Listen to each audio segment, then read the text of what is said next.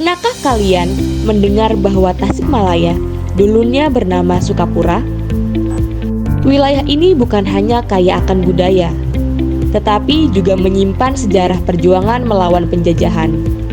Dalam video ini, kita akan membahas perjalanan panjang Tasikmalaya dari awal terbentuknya hingga kisah heroik Kiai Haji Zainal Mustafa.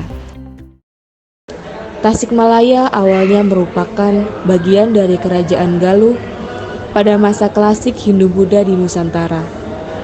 Sebelum menjadi Tasikmalaya yang sekarang, kota ini awalnya adalah sebuah kerajaan yang bernama Sukapura.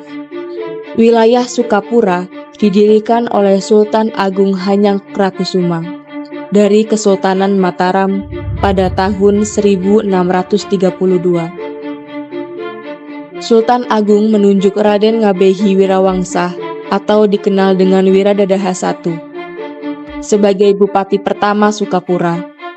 Wiradadaha I dikenal sebagai tokoh penting dalam pengelolaan wilayah Sukapura.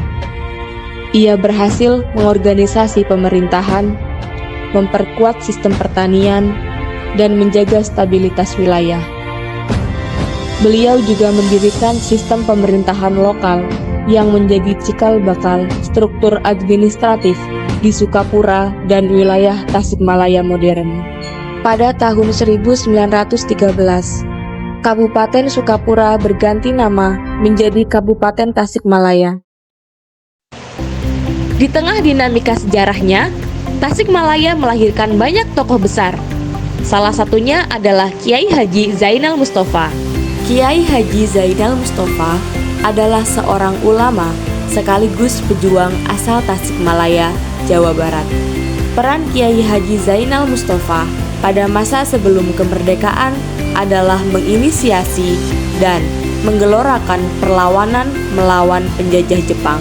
Kiai Haji Zainal Mustafa tergolong sebagai kiai muda yang berjiwa revolusioner dan berani menentang kolonialisme. Hal tersebut terlihat dari sikapnya yang terang-terangan membangkitkan semangat nasionalisme rakyat melalui ceramahnya.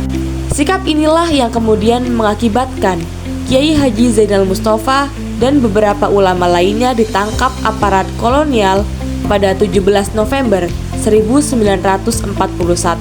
Alasan penangkapan itu karena para ulama tersebut dianggap menghasut rakyat untuk memberontak terhadap pemerintah Hindia Belanda.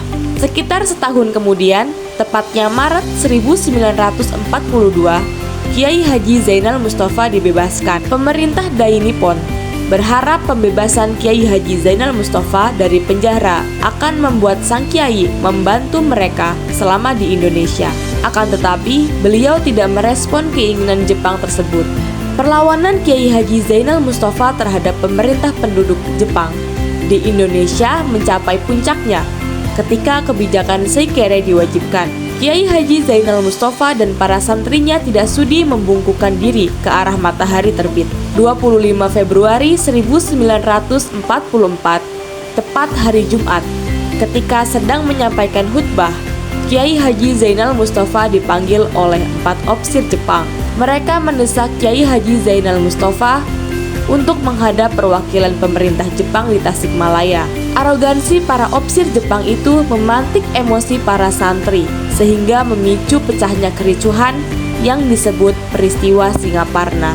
Kiai Haji Zainal Mustafa ditangkap dan bersama 23 orang lainnya dinyatakan bersalah untuk diadili di Jakarta. Diketahui bahwa Kiai Haji Zainal Mustafa telah dieksekusi mati oleh tentara Jepang pada 25 Oktober 1944.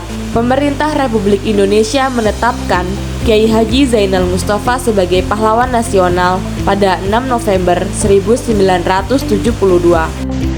Itulah sedikit perjalanan tentang bagaimana Tasikmalaya berkembang dari Sukapura dan peran penting Kiai Haji Zainal Mustafa dalam perjuangan kemerdekaan.